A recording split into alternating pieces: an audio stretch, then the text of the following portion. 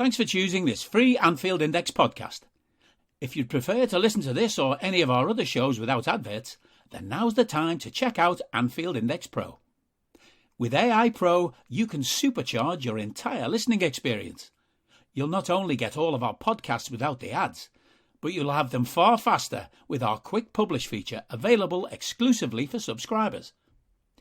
AI Pro also puts you in the heart of our sound studio, with an option to listen to many of our shows live and interact with the podcasters in real time as the shows are recording.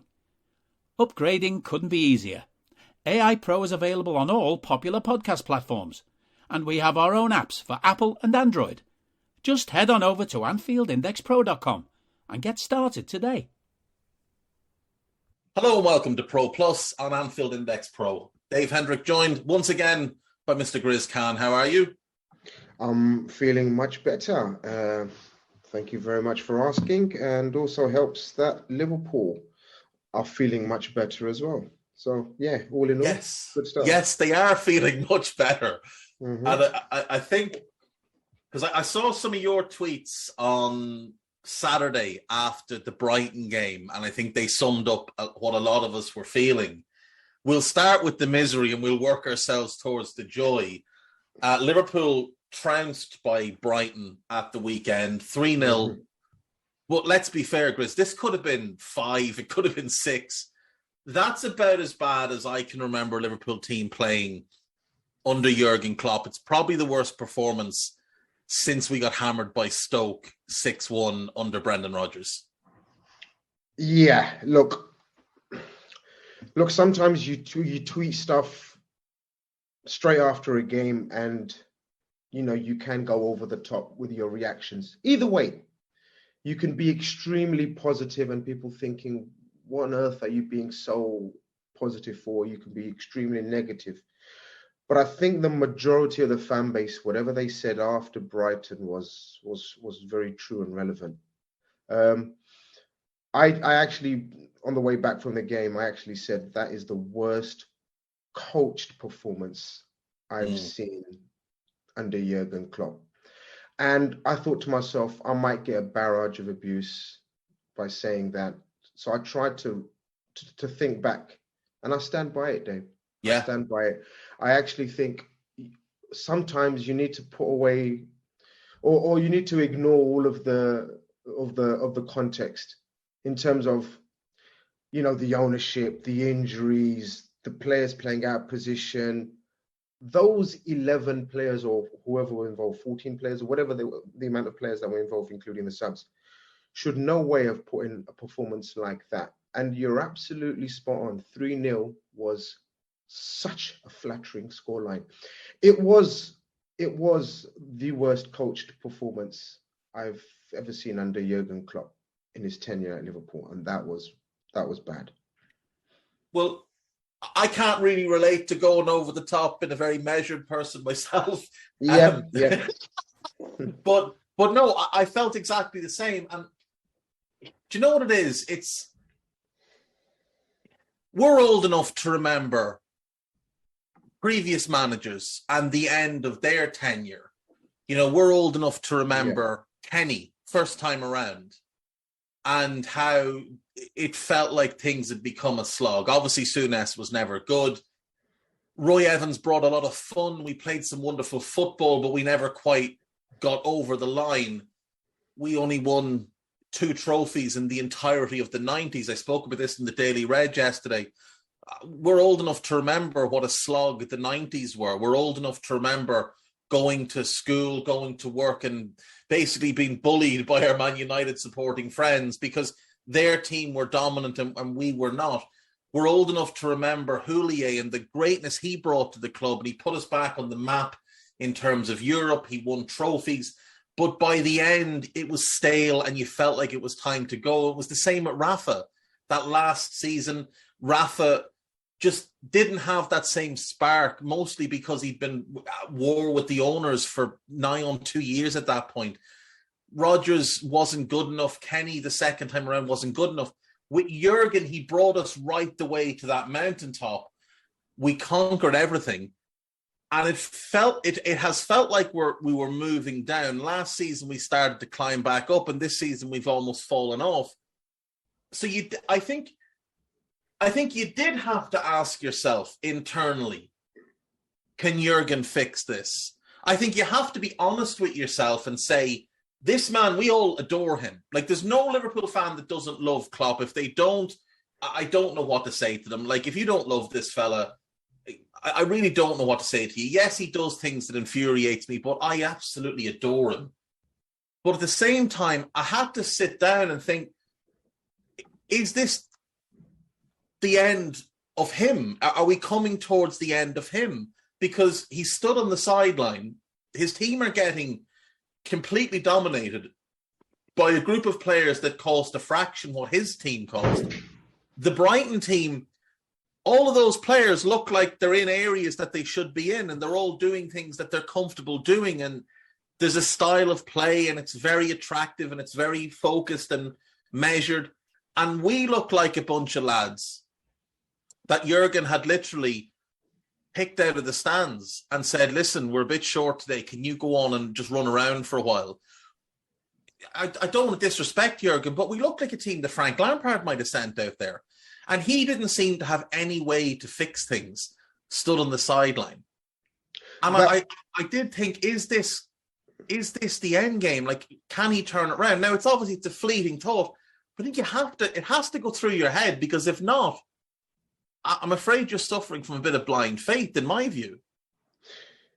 Yeah, look, there is that. I agree with you, because of the fact that he's selecting this team and this tactics and the personnel.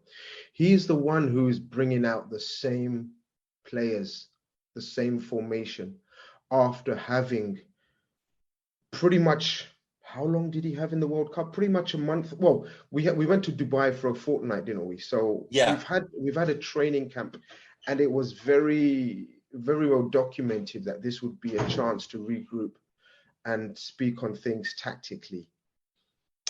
And then we come back and be worse tactically. It didn't make sense. Especially on the back of, so you got to remember, this wasn't an isolated game, because every manager that you've mentioned. Are you that person who has everything? The coolest merch and those must-have fan threads? Well, over at our Anfield Index shop, we've gone that extra mile when it comes to pimping up your Liverpool collection. From our popular range of bespoke design t-shirts, sweaters, hoodies and hats, to our signature edition mugs, prints and coasters, all provided with fast worldwide shipping. We have something for every red. We also stock official LFC merchandise and are licensed with the Premier League and UEFA to sell official iron-on shirt badges and sleeve patches. As a listener to this podcast, you can get 10% off everything with coupon code AIPRO10. Just head over to AnfieldIndex.shop or find us on Etsy by searching for Anfield Index. So there is isolated games where you can say that's just a one-off. So, for example, the Watford game comes to mind. People were saying about the Jurgen Klopp Watford. A lot of people were telling me, "Oh, you've forgotten Watford." I said, "No, I haven't forgotten Watford." And the Villa game is another one people bring up. And the Villa game, I mean, total different scenarios and circumstances. And of course, we proved so in the remainder of those seasons how we actually were. We showed our true colours. This is on the back of a disastrous game against Brentford, I thought. Again, tactically. Now, I'm only talking tactically, Dave. So there are things that coaches can do. And I hate to bring up a Man United coach on a Liverpool podcast, but just very quickly, and we won't mention him much more unless you want to, coaches like Mourinho and Ferguson, more so that came to mind, were brilliant, right, in the man management side of things, but also tactically flexible. Now, Jurgen Klopp's, I think, I don't think tactically brilliant is one of his main strengths, but he can be but he can make up for it by being tactically flexible. Do you know what I mean by that? So he can be flexible. He doesn't have to be brilliant tactically. And this is what astounds me about Jurgen Klopp, where he refuses, or so far has shown to be not tactically flexible. And this was what was worrying, because to every man, woman, cat, dog, in that first 20 minutes, we could see that we were being walked through. And the 4-4-2, or whatever you may want to see it, I saw it at the ground as a 4-4-2 of kind, wasn't working at all. No. And his failure to change it, even at halftime, was astounding. It was astounding that he wasn't willing to change it. And look, Brighton are a fantastically coached team. They were a fantastically coached team under Potter, and it looks like De Zerbi has taken them up even a further notch. I just thought, look, I'll never doubt the desire or the attitude of a Jurgen Klopp team. But for sure, I definitely would doubt the tactical approach to certain games, and that was one of the major things.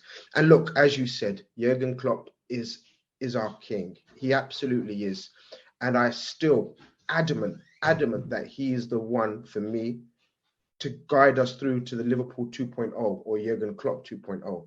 Yeah. But unfortunately, the evidence that we have before us and the historical data that we've got before us suggests that he has not yet rebuilt a team that he has built himself. So I know people always throw back law where he built Mainz, he built Dortmund, and he built Liverpool. I agree. But did he rebuild any of those teams? The evidence that we've got before us suggests no. But our faith in him, because we love him so much, suggests we do still trust him to do so. And that's all we're asking, I think. That's exactly it. And like I said to you last week, he will be the first to know if he can't do it. And he will say, I can't do this, and he will leave. That's what we know of him, because that's what he's done in previous jobs. When he's realized that he can't do what he wants to do anymore with that group of players or with that club, he just moves on. I said after the game, that looked like a group of players that were no longer playing for Jurgen. But what is the reason for that? Is it that these players are no longer capable of playing the football that he wants? That's a very strong possibility, but it would be surprising if the entire squad were no longer able. Now, it may just be that it's a couple of individuals, and given the positions they play in, it's having a knock-on effect. Absolutely. And we can talk about that. But there is also the possibility that it's burnout. Jurgen has said in the past that, look, when he signed for the club, he said, I'll be here 5, 6, 7 years, and that'll be it. He was quite clear about that.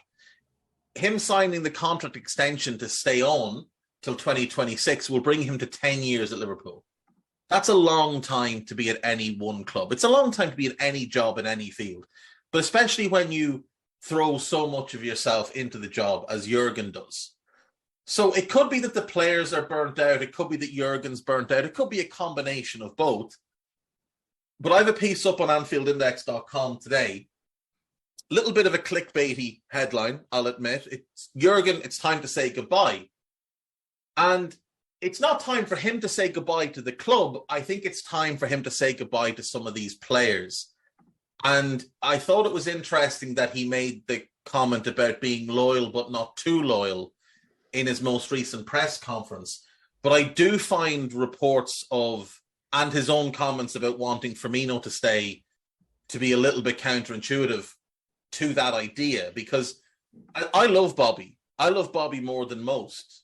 I wanted us to sign Bobby a year before we got him. I was thrilled when we got him. He was an integral part to that first great Jurgen Klopp team. But there can be no denying that Bobby is older, because that's just nature. There can be no denying the fact that his performance level is significantly lower now on a consistent basis than it was, say, pre-Champions League win.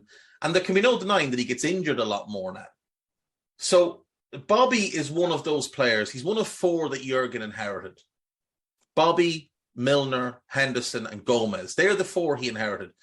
And for me, they're the four that will be at the top of the list to move on in the summer, because age, wages it's a massive issue with three of them, Milner, Henderson, and Firmino. You're using up resources that you don't have an unlimited amount of. And with Gomez, it's more down to the injuries and the fact that he'll be 26 soon. And I don't want Joe Gomez's career to be Wes Brown's career. I don't want Joe Gomez to have been arguably the most promising young English defender of his era and end up as a squad player who later goes on to play for Sunderland or something like that. I want Joe Gomez to go and thrive somewhere. So that's the only thing with Joe. But there's a couple of others in the squad, like Fabinho's one you could look at maybe as a time to move him on, given the recent decline. Given Joel Matip's age and contract situation, I think he's another one you could look to move on. I think these are things that Jurgen could absolutely do, but he would have to go against his own moral compass, which is that he doesn't force players out of a club. But this is part of his evolution as a coach. Yes, exactly. And the great thing about, you mentioned Ferguson earlier. The greatest thing Alex Ferguson did was turn his squad over multiple times.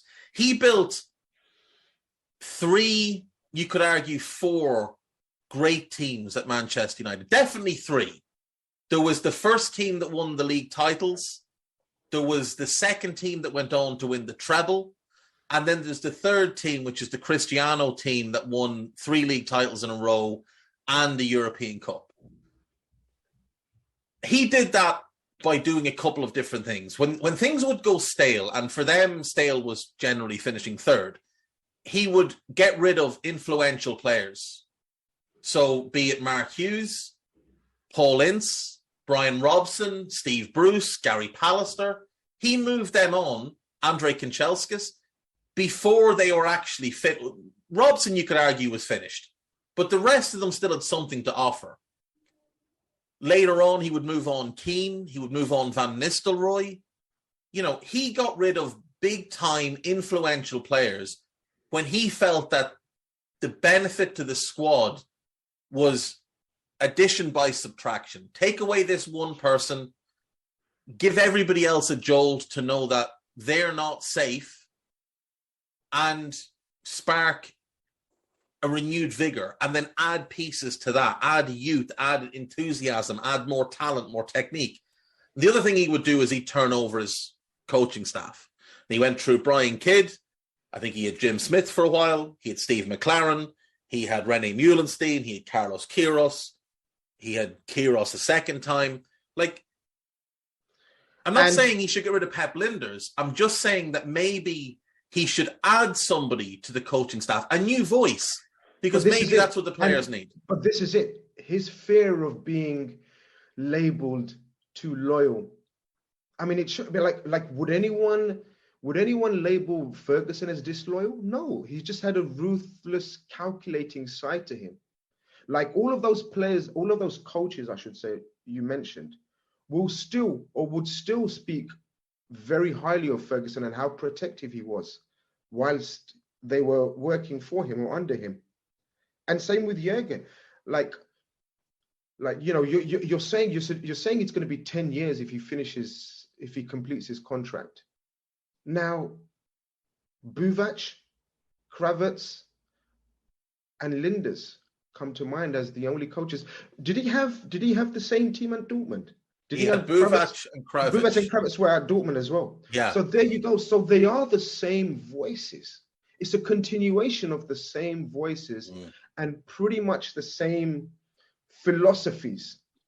And it's very, very apparent. Now, yes, Pep Linders has had a massive input, and it does suggest that it is a different voice and it's a different philosophy.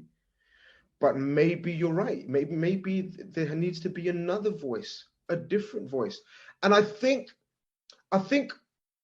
from what we've heard and his body language, now obviously we're not body language experts, but the things that he said, and it was quite a interesting press conference since then and everything, and sort of pre-match to yesterday, the Wolves, pre-match to Wolves and post-match Brighton, suggests that...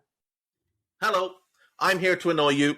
I'm here to annoy you into listening to more of me and more of others on EPL Index. We don't just have the Anfield Index stuff. We've got EPL Index as well, which covers the entirety of the Premier League. And we have 3 podcasts and a whole bunch of really good writing on EPLindex.com. The podcasts are my own Two-Footed podcast, which is every day at 4 p.m, Monday through Friday, covering the whole league. We have A Tad Predictable, hosted by Tadiwa. You know Tadiwa, he does Anfield Index. He presents A Tad Predictable before every Premier League match week. And then Kevin De Vries and his crew on the EPL Roundtable, they're every week after the Premier League match week. So make sure you listen to everything we're doing on EPL Index and follow us there on Twitter at EPL Index. Thank you. Bye-bye. It's very much a watershed moment, not for the team, because we know the team needs a turnover of players. We know it needs an influx of energy and legs and all of that, what we've discussed about the midfield and etc. But I have a sense and just an opinion and a hunch. I think it's a watershed moment in his managerial career, and I'm kind of excited by that. If you know what I mean, Dave. Yeah, I'm intrigued to see what it means for him as a coach and as a manager, and how he's going to deal with it. Because yeah, you're right. The words that were uttered out of his mouth suggest that he's on the proverbial warpath in terms of he knows what he needs to do type thing. So I think it's an intriguing 6 months coming up in terms of not only Liverpool 2.0, but Jurgen Klopp 2.0. Yeah, and they have to go hand in hand. Before Liverpool can evolve, Jurgen needs to evolve. And he needs to do things slightly differently than he's done in the past. And I'm not, and you, I know you're not. We're not suggesting that Pep Lijnders needs to be replaced or anything. I definitely think he needs to be put back into the background a lot more. I've never seen an assistant manager as prevalent in terms of the amount of interviews he does, in terms of writing a book and stuff like that. And Miguel Delaney had an interesting little nugget in a recent piece that not everybody at the club was aware he was going to write a book, and it didn't sit well with everybody. Now, I'm sure the important people at the club knew it was coming. I would imagine he would have had to have gotten approval to write said book. But Lijnders is unquestionably a good coach. Like, he's a very good tactical mind. He's a very good development coach. There's a reason he's so highly regarded around Europe. There's a reason Guardiola casts an eye at him. There's a reason that Mikel Arteta tried to nick him and bring him to Arsenal. There's a reason Jurgen Klopp thinks so highly of him. He played a big role in our evolution once Buvac left into the team that went on and won the European Cup and the Premier League. So he definitely has value, and there's absolutely a role for him on the coaching staff. But I think if there can be, I know Jurgen likes to work with a small, close-knit group, but I do think adding another voice, an outside perspective to that, it could just be that refreshing new thing that these players need. Because, look, Virgil's had a poor season by Virgil standards. He's been poor. Trent, the same. Robbo, the same. Mo Salah, the same. Now, Mo's still getting goals and assists. He's still performing, but he hasn't been the usual level of Mo. Nobody's going to tell me that those players are finished. Now, I can watch Fabinho and I can see a physical decline. I don't think it's as drastic as some of the performance would suggest, but I do think there's been a decline. I think there's been a decline in Joel Matip. But when I look at the others, I mean, Virgil was the best centre-back in the world last season, a year removed from an ACL surgery. Trent was the best right-back in the world last season, and the season before, and the season before that. Andy Robertson's been one of the best left-backs in the world for the last 3-4 years. Mo has been one of the best players. I'm not going to accept that those players have just forgotten how to play football or are physically incapable of doing what they used to do.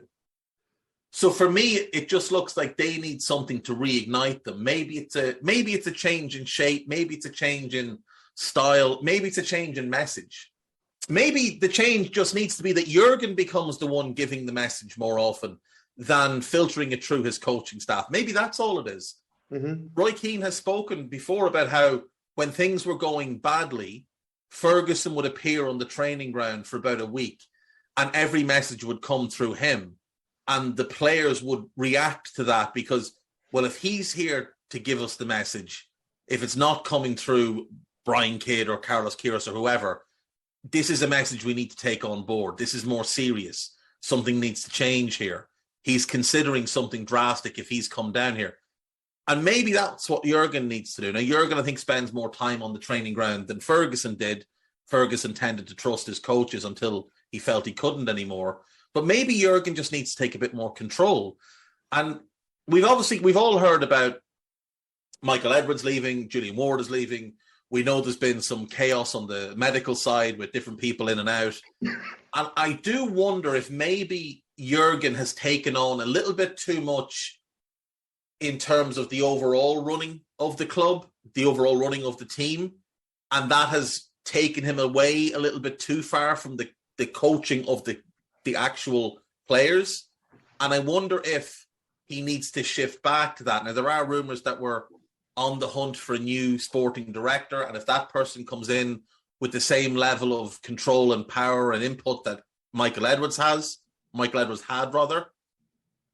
perhaps that allows Jurgen to be back more focused on the team and not being pulled in so many ways. Because right now, Jurgen reminds me more of Arsene Wenger than Alex Ferguson, the late era Wenger, who has been pulled in all these different directions, having to do far too much.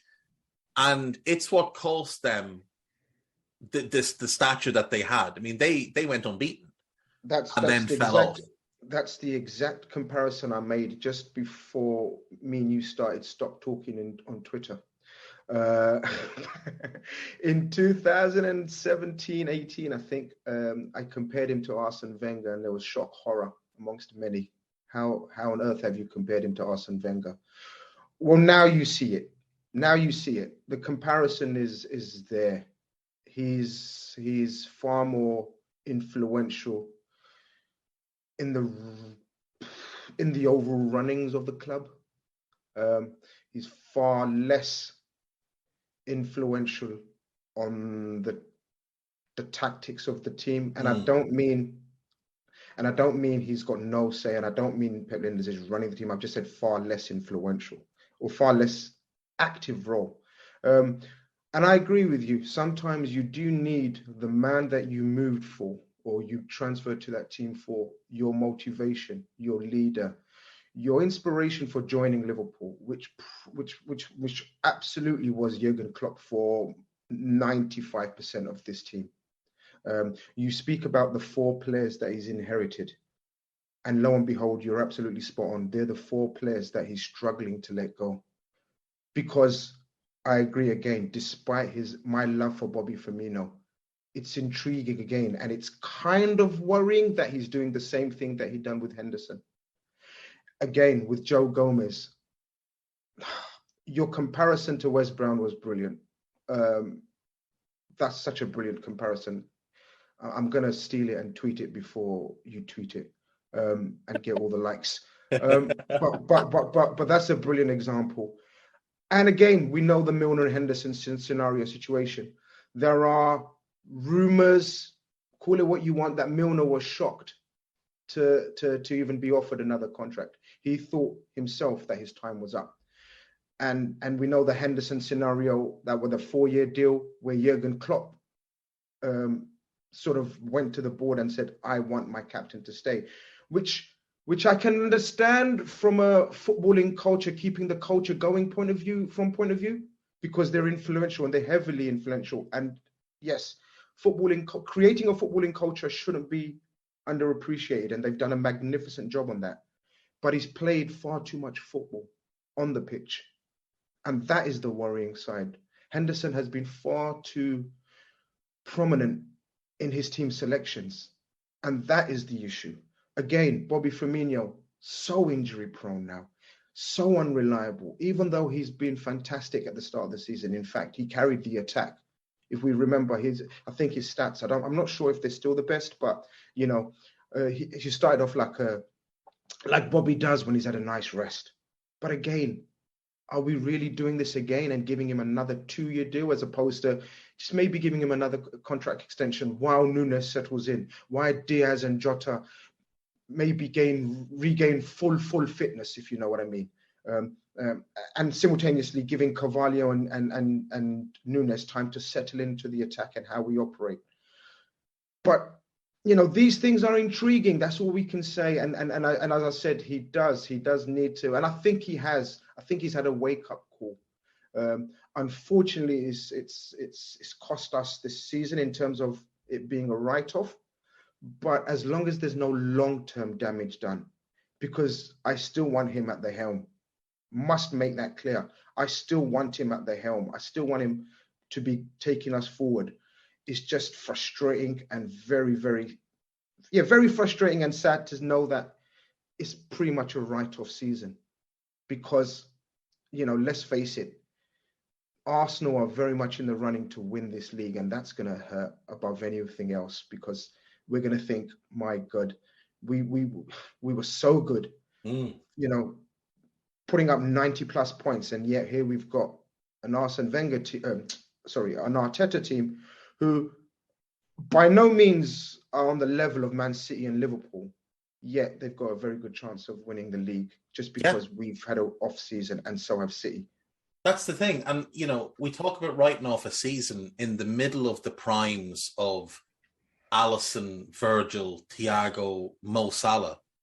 Like, we've been fans of this club since the 80s. I don't remember since that late 80s team a time where we had as many great players in their primes supplemented by a great squad. We obviously had, Gerrard, Alonso, Torres, Mascherano. They were great, great players, but there were some average players in that squad at the same time. We were fairly average at fullback. We were fairly average on the wings. We had that great spine, but Rafa never had the money to go and finish the team that he was building.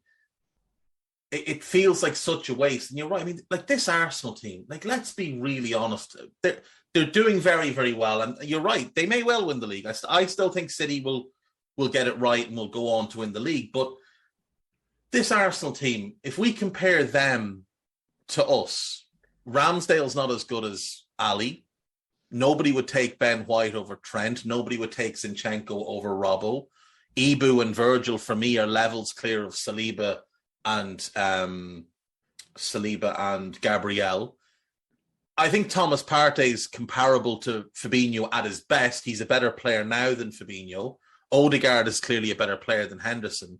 But I mean, Granit Xhaka he's not qualified to make Thiago a sandwich, let alone play the same sport as him. And then attack, Saka's great. This is what's going to hurt. Saka and Martinelli are fantastic. But are they Mo Salah? But are they Salah and Mane? No. And that's the thing. This is it. They're not even close to their potential or peaking. And this is what's going to hurt, the frustration of it. We've managed to look, as I said to you last week, I fell into the belief of we're going to be up there again.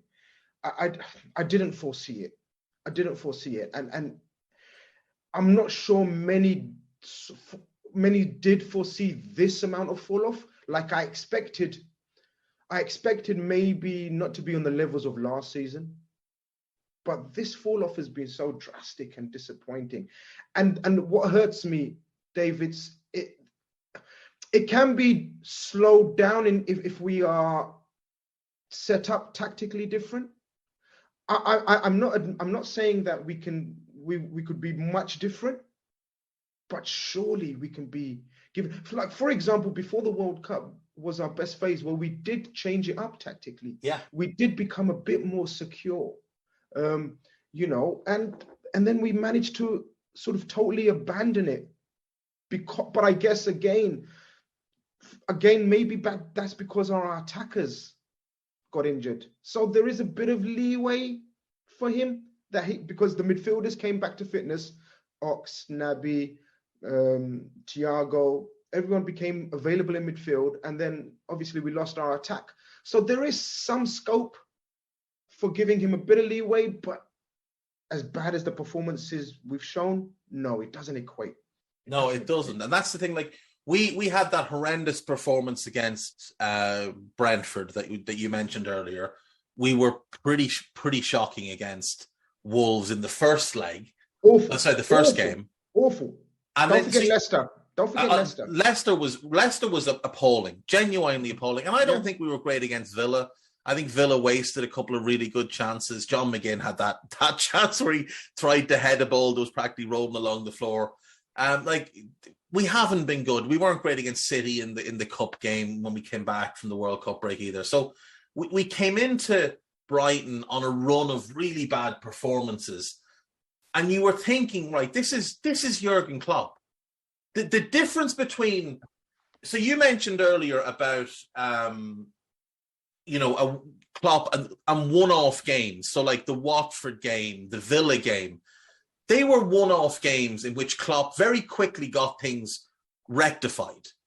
And one of the ways he did that was by just going in and speaking the players through the game, what went wrong, what needed to be fixed, and then fixing it on the training ground. So you were hoping this would be the same, where the Brentford game would be the Watford game, the Villa game. That level of awful performance is something we wouldn't see again, or that he would very quickly fix. But Brighton, I mean, it was just shocking how poor we were. Now, to his credit, last night we play Wolves in the FA Cup, and he makes drastic changes to the team. He brings in Queeving Callagher for Ali. That's fair enough. It's the cup, whatever. He changes the midfield. Thiago keeps his spot, but Fabinho and Henderson drop out. But the thing I found notable, and I still haven't seen any journalists comment on this, is that both Trent and Henderson weren't just left out of the team. They weren't even part of the squad. And there's been no mention that either of them had a knock, or which is normally what we hear. Oh, it's a light knock. Oh, it's this. There's been nothing said by Pearce, Joyce, King, Jones, or Lynch. None of them have given an explanation. The club would normally say such and such misses out because of whatever. They haven't said a word about Henderson or Trent. Now, Henderson's performance against Brighton was absolutely appalling. Trent's effort against Brighton was what concerned me. On the third goal, you've probably seen the clip. He's just standing on the edge of the box with his hands on his hips. And there are not just Danny Welbeck, but two other Brighton players in our box completely unmarked. And the goal isn't Trent's fault, but that lack of effort. And he had been run ragged by Matoma. We should point that out. He had been run absolutely ragged. But the fact that Klopp left both of them out of the squad, I wonder if that was to send a message that, yes, you're a club captain, and yes, you're the Golden Boy Academy product, the homegrown star, the Scouser in the team, but you're not above being left out. And if your performances, and neither of them have been good this season, Trent had a couple of good games, Henderson's been very, very poor. Your performances have not been good enough, and until I see something change with both of you, you're not in the squad. I'm willing to give Jurgen Klopp credit, but I'm not sure if I'm willing to give him full credit until I've seen, or we've seen, A, the lineup against Chelsea, and B, the performance. Do you know where I'm going with this? So I agree with you. I agree with you in terms of, look, he made the drastic changes. I don't think there was ever a scenario where he wasn't going to make the drastic changes. I think... I don't need a VPN. I've got nothing to hide. This is what I used to tell myself before I hooked up with LibertyShield.com. Not only is my home internet now fully encrypted, but I can now access all the websites I want, whenever I want, and do so from absolutely anywhere. As a Liverpool fan, I love to know I can now watch every match, regardless of whether it's on UK TV or not. My Liberty Shield VPN makes sure nothing is blocked and guarantees me super fast streaming speed throughout that match. You can get connected right now with their software package, which includes a 48-hour no-obligation free trial and instant access to their apps for Apple, Android, Fire TV, PC, Mac, and Android TV. Or go a step further like I have and get one of their pre-configured VPN routers. These small but powerful devices allow you to easily connect every device in your home to VPN, making it the perfect solution for smart TVs, mag boxes, and games consoles. Visit libertyshield.com today and use coupon code AIVPN25 to get 25% off at checkout. I think the litmus test, and I think to see where we are in terms of his view towards the issues that you've raised and pointed out, will be against Chelsea. Because I don't know if you want to segue into the last night's game. It was day and night. Oh, yeah. In terms of energy, in terms of compactness, in terms of intensity, pressure, purpose, in terms of structure. Yeah. And a whole different way of playing, Dave. James Milner and Tsimikas, I don't think, and again, you're probably, and some of your colleagues are probably the best equipped in terms of checking the stats, but I'll be astounded if we played even 25 or 20% of the long balls that we played when Trent or Robertson are playing in fullback area. Yeah. And the reason for that was, of course, the size and the style of the players that were selected, namely Carvalho, Elliott, and Gakpo. But the midfield, again, diminutive in stature, low sense of gravity, playing far more triangles closer to each other. And that was a coaching element. Yeah. That was coached. That was 100%. That they were spoken to play like this. This didn't come naturally to them in terms of, they didn't get onto that pitch thinking, we're going to play. I mean, obviously they go out and play their game, but they were coached into, this is how we're going to play. The amount of times we did not, like Trent's a generational passer of the football. Like his technique is scary, right? It's so natural. It's so Steven Gerrard-esque. Like, so people talk about how Gerrard is the cleanest striker of football they've ever seen, right? Well, Trent is in that category, but it's also his, or it can be also a weakness and detriment to the team, where we're always looking for that crossover or that switch of play. Again, that should be coached. Again, that should be made adamant. And Klopp should be adamant and made clear to Trent that, sometimes you have to play the percentage pass. It's almost like Trent, the percentage pass is too easy for Trent, because I think he can complete 90% percentage pass rate if he wanted to, easily. But it looks like he gets bored at times, doesn't he? He gets bored of it. It's like he can do it with his eyes closed. It's like, he knows what he's capable of and he wants to do something different. Again, this is all down to the manager and coach. Have to speak to him and coach him into playing the right ball at the right time. Mm. And so that was a contrast in difference. Now, this is why I'm not willing to go overboard with the praise for Jurgen Klopp, even though I loved to see him happy. And I was so glad that there was a smile on his face and he didn't look ill. Because, these kind of things can affect your mental health and your physical health. So I was so glad to see him happy and everything. But from a footballing perspective and from a ruthlessness perspective, I need to see how we perform and who he selects against Chelsea. Yeah, because the thing is, if we played the same way we did last night and lost, I'd be taking the same amount away from that game as I am given the fact that we won, which is that there was absolutely a change in message. There was a change in approach. There was a definite aim to keep the ball a bit more carefully last night. You mentioned Milner and Tsimikas. When they got the ball, they weren't looking for that long ball down the line. They weren't looking to get it in behind. They were looking for their midfielders. They were looking for Naby and they were looking for Thiago. Give it to them, let them play, get forward support, and be available if the ball comes back to you. That was the clear instruction. And I think a big part of it is trusting the player you're passing the ball to. And I do think there is an element where some of our players don't trust Henderson in possession when he gets the ball under pressure because he panics and he gives possession away needlessly.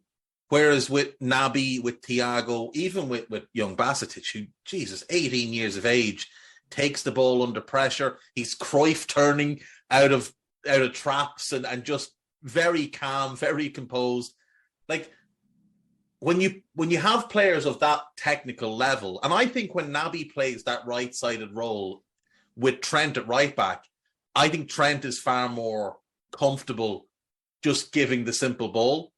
I think he sees it as he has to do all the creativity of those two roles when he's there. He has to be the one that makes things happen. And that, Henderson's role is more of an off-ball work rate kind of thing. And Trent is the one there to play those passes. And he does do bizarre things. Now, like you said, he's the cleanest striker of the ball. Him, Kevin De Bruyne, and Steven Gerrard are probably the three cleanest strikers of ball I've ever seen since Beckham.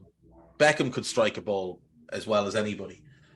But when we were watching last night, and now admittedly I missed the first 25 minutes. I have since watched it back, but I tweeted at halftime, I've been watching this game 20 minutes and none of our midfielders have aimlessly hoofed the ball away. None of them have panicked under pressure. Absolutely, yeah. And it's not just Henderson. Visible. It's not just Henderson, because Fabinho, at times... I was waiting for you to come in on Fabinho as well, because I agree with Henderson. You know when Fabinho looks like he's kind of run out of steam and he just sort of puts his toe through the ball and gets it aimlessly into an area and we end up back under pressure. I couldn't stop laughing at one of the comments in one of the WhatsApp groups I'm in, and someone said to me, and we started laughing, and I found it so hilarious. He said, after Fabinho's been on the pitch for 5 minutes, he said, it seems like Fabinho's already played 90 minutes elsewhere. And he's come to the pitch. I mean, that fella who turns up at 5-a-side of a Friday night, but he's already played 5-a-side. He's already played somewhere else. And I'm saying, yeah, I'm just coming in to help you guys here. Like, I absolutely understand Fabinho's drop off is based, and also, look, the players around him haven't helped. The structure, he hasn't got the same legs around him. He hasn't got a prime Gini and Henderson around him. But there has been examples, and and some may call it a witch hunt. I don't give a shit. It's not a witch hunt, because again, Fabinho for me has been magnificent, and he's a legend of the club, and he changed our fortunes. Absolutely changed our fortunes from the moment he stepped into this team. And, but I'm looking at this Fabinho the last 6 to 8 months, Dave. I'm not looking at him just the last 5-6 games. I'm looking at him like pre-Champions League final. Yeah, he was really starting to wear down last season. And it is look, I'm again maybe reactionary, but sometimes people need to actually listen to the words I've said as opposed to just paraphrasing just a headline, clickbait as you call it. I've said we won't ever see the best of Fabinho again. Yeah. I think that's fair. Now that doesn't mean he can do a job for us in games. That doesn't mean he should be sold. That just means I now class him. We've had the best of Fabinho, just like I thought we had the best of Mane, just like we thought we've seen the best of Gini Wijnaldum, and for sure, a season and a half ago we saw the best of Henderson, and the same for Matip as well. Yeah. For me, we've most certainly seen the best of Matip, Fabinho, Bobby Firmino. And this is why I need to see the ruthlessness shown and not make the same mistakes that we've made with Milner, Ox, Naby, Henderson. Well, I don't want us to make the same mistakes with the mentioned players. I'm fine with Fabinho staying. Like, I put him in my article because he is a player I think that would have real value on the transfer market. I think you could get a good fee.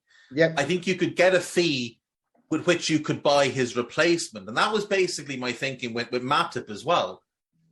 Matip, you might get 15 to 20 million for him, which would go a long way towards funding a replacement. Maybe someone like a Maxence Lacroix from Wolfsburg as a big, powerful, quick centre-back to come in and be a good fit with what we want from centre-backs. Same with Fab. If we got 30, 35 million for Fab, well, that could fund Emmanuel Ugarte or Manu Kone, players that could come in and be developed into the next starting six. I don't want Fab to leave, but I'm okay if he does, because I think for the club to evolve, we have to be less sentimental and we have to hold on to things that we love. Like, think of it in your own life. If you held on to everything you loved throughout your life, every possession you had that you loved, you'd have to live in a 46-bedroom house to have room for all the crap that you would have kept across the years. Yeah, it has to be the same with the club, especially a club like us. We run on a mindset of self-funding. So we spend what we make. That's the whole model.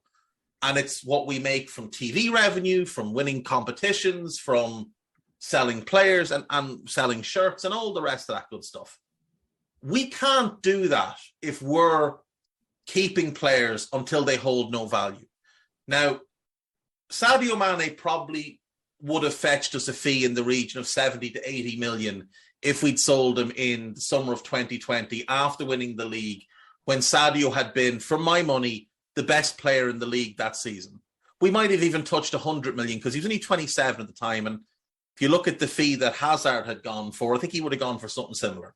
But we held on to him for 2 more years and got about 30 million. Gini Wijnaldum, going into the last year of his contract, it had become fairly clear we weren't going to keep him. So why did we keep him the extra year? Why not sell him and at least get some money back in? Emre Can, the same. Alberto Moreno, the same. Adam Lallana might not have bought a fee, but you wouldn't have been paying him significant wages for a year in which he didn't really do anything. Lovren should have left earlier. Shaqiri should have left earlier. Divock Origi, I mean, he scores that goal in the Champions League final. His value's never been higher. It started from there, Dave. For me, it started from the Origi non-transfer. We absolutely could have sold him for 25 million plus so easily. Yeah, and we get nothing in the end. Nothing. It started from there. That was the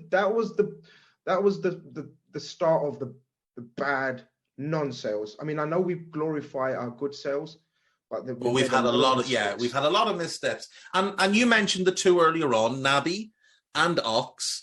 They're players that we spent about 87, 88 million on to bring to the club. And now we're going to lose them for nothing. Whereas if we'd moved 2 years ago to move them on, when Naby had real interest and Ox had real interest, we probably could have got 40 million for the pair. And the 40 million for the pair of them would have funded a new midfielder who would have come in that 23 to 28 age range and given us a jolt and pushed us forward. But we haven't done that. And that's largely why I would look at Matip with a year left and say he has to go. He has to go. Because you can't extend him because he's so injury prone and he is clearly declining. You have to sell him this summer. But the issue, and I agree with all these moves, but the issue we have now is because we've neglected one part of the pitch. Of course, we know which part we're talking about. Even though we have stuff to do at the back, I mean, I most certainly believe we need a centre-back, another young, up-and-coming, strong, in the mould of a Konate centre-back. But how much can we do in one summer? Because of the neglect in midfield. And Jurgen doesn't like to have too much turnover. Sudden turnover. Exactly. So that's the thing. If we were to go out in the summer and really take a chainsaw to the squad and say, right, you're going. That's fine. Bobby, Milner, Naby, Ox, thank you for everything. Best of luck. Nat Phillips, Joel Matip, Joe Gomez, Costa Simicas, Queeving Kelleher, and you over there hiding behind that person. You're all being sold this summer. There isn't a future for you at the club. And we were to go and buy the 4 midfielders we need, 2 new centre-backs, a backup left-back, and a backup keeper. I would be fine with next season just competing to be in the top 4, with finishing third, having a decent run in Europe, whatever. I wouldn't be demanding trophies next season because we would clearly that would be for me a transition season. When you've turned your squad over, you give them 1 year to settle, and then in 24-25, you go balls to the wall to try and win stuff. But people tried to tag this year as a transition season, but we weren't transitioning from anything because there wasn't enough change in the squad to call it a transition year. The only real change was Mane out, Darwin in, because the signings we made were 2 kids. We didn't sign anybody else that warranted the use of the term transition season. This is just a fall off. I'm okay with a transition season next season if Jurgen wanted to be really ruthless and go through the squad and sell off fringe players who have value, like Costas. You sell him, he easily funds his own replacement, and there'll be a little bit of money left over. Joe Gomez, I think you can do the same. You take the money that's left over plus the money from Joel Matip, that funds Matip's replacement. You could do the same with Fabinho, sell him, get his replacement from there. And then the money that you have, your actual transfer pot, you go and you buy, if it's Jude and Matthias Nunes, and maybe you find 1 young, cheap midfielder somewhere to come in. Kelleher will also fund his own replacement and leave money left. That's a transition season. That, to me, is fine. If Jurgen wants to say, right, we're going to make a big change this summer, everybody's going who's not part of this core group of players that we can't do without, and then these youngsters. Everybody else can go. And maybe then you just say to Henderson, right, your role now is you're the Milner. You'll play 15, 20 minutes here and there. You'll start in the cups. You'll get the odd start in the league. But that's it. That's your role. And if you don't like that, Jordan, speak to your agent and see if there's a move out there for you. We won't ask for a transfer fee. Just ask them to cover your wages or whatever. And thank you for your service. Good luck. We'll still have Ali, Robbo, Mo, Virgil, Thiago. We'll still have 5 significant leaders in the squad. So we wouldn't be a team shorn of leadership. We wouldn't be a team shorn of experience. We would still have those big personalities, big leaders, big presence, big players in our squad. And then you could say, right, it's a season of transition. We extend Thiago for another year or 2. We extend Mo again maybe for another year. And we say to them, right, this year is about building, learning to play with each other. We're going to go back to what made us great, go back to being dynamic. We're going to give Jude a year to get his feet wet. And next season, we're going all out to win everything. And we don't have anything to do next summer. You're going to be the group for 2 years. Maybe you add 1 or 2 around the fringes, but you're the group. You're going to drive this vehicle for the next 2 seasons. And that's the cycle of this team. And at the end of that cycle, maybe you start to look at replacing Thiago. You start to look at replacing Mo. You start to look at maybe replacing Virgil. But that, to me, is where we need to go. I don't think that's going to happen. But you mentioned earlier not wanting to give Klopp too much credit for Wolves. And you're exactly right, because the big test, Grizz, is Saturday. Mm-hmm. What team lines up against Chelsea? Does he revert to Henderson back in, or does he leave him out again? I think that's the big litmus test. I think that is, but I think Naby's performance justifies him starting. I know there's a massive clamour for Bejitic to start as well, but I'm not sure he starts ahead of Fabinho. And of course, Thiago most certainly starts. I think the decision, the crucial decision, is Naby. Now, again,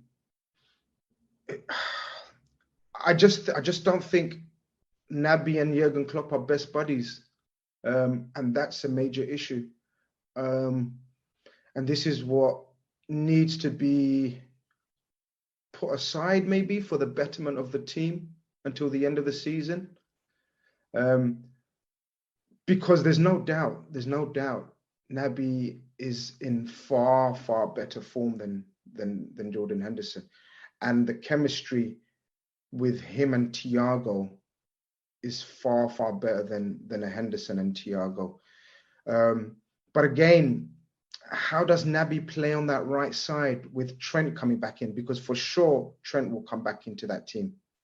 There is a few issues. I don't know. I'm most certainly adamant that there has to be the same partnership at the back. Absolutely. Gomez and Konate must start again.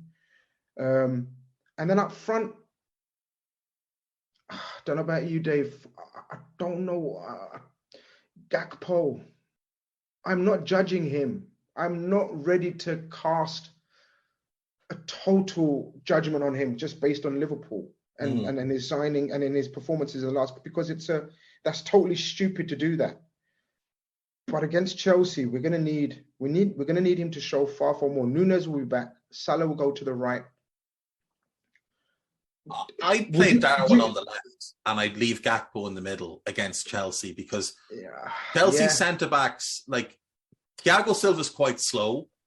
So despite Gakpo not having blinding pace, I do think he can worry him with his quickness. But I think with no Reece James at right back, I think I want to see the plan. I want to look, not just this game, but I want to see what the plan was or is with Gakpo.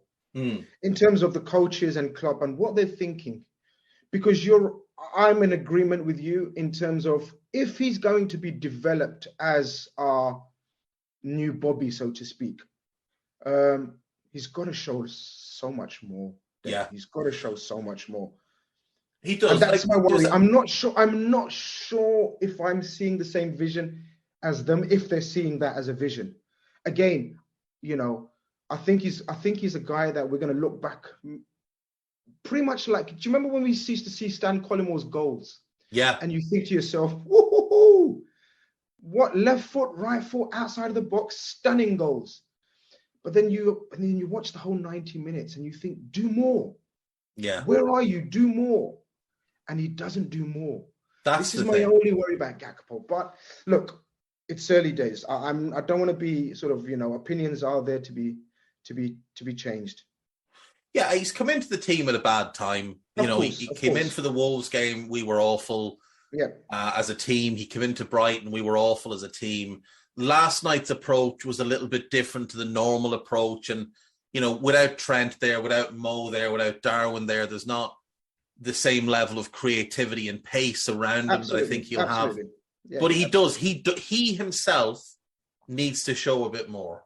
And it'll always be strange to me that we used, if that was our budget for the January, if that's what we had, if let's say we had 70 million to spend and the midfielder we wanted is now out of range.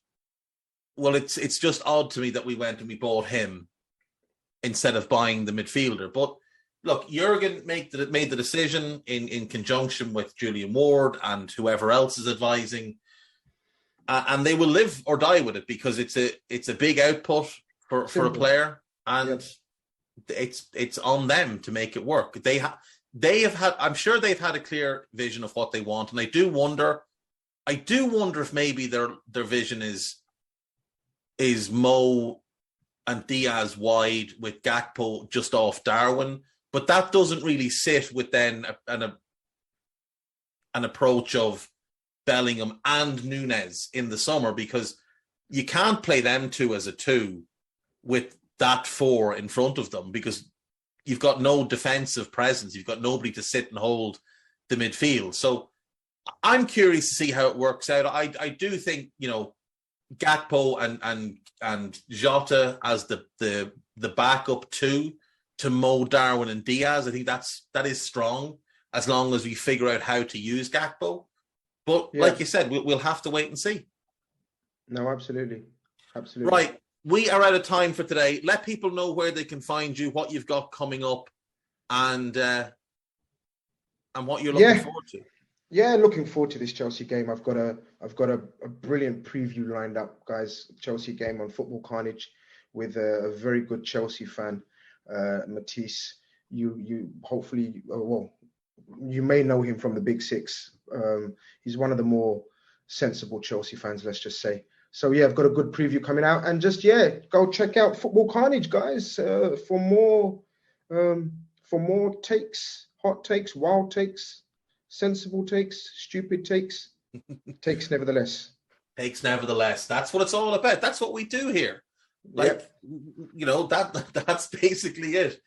So yeah, at Grizz Can on Twitter, Football Carnage on YouTube. Give a follow, give a subscribe, hit the little bell thing and get notifications whenever he uploads. And you live streaming that as well. So make sure you're checking that out. And we will be back next week, all going well. Thank you always for listening. Bye-bye. We hope you enjoyed listening to this Anfield Index show. Please be sure to subscribe to our channel so future podcasts find their way to your device automatically. There's nothing quite like fan engagement, and we'd love to know what you think of anything discussed on this show. The best way to get in touch is over on our free Discord community, where both podcasters and listeners debate the hottest LFC topics 24/7. Sign up free now at AnfieldIndex.com/Discord. You won't regret it. You can also follow us on Twitter at Anfield Index and find us on Facebook by searching for Anfield Index. Oh, and before you go, we'd love it if you could leave us a 5-star review on your favourite podcast app. It only takes a couple of seconds, and it means the world to the people who create these free shows.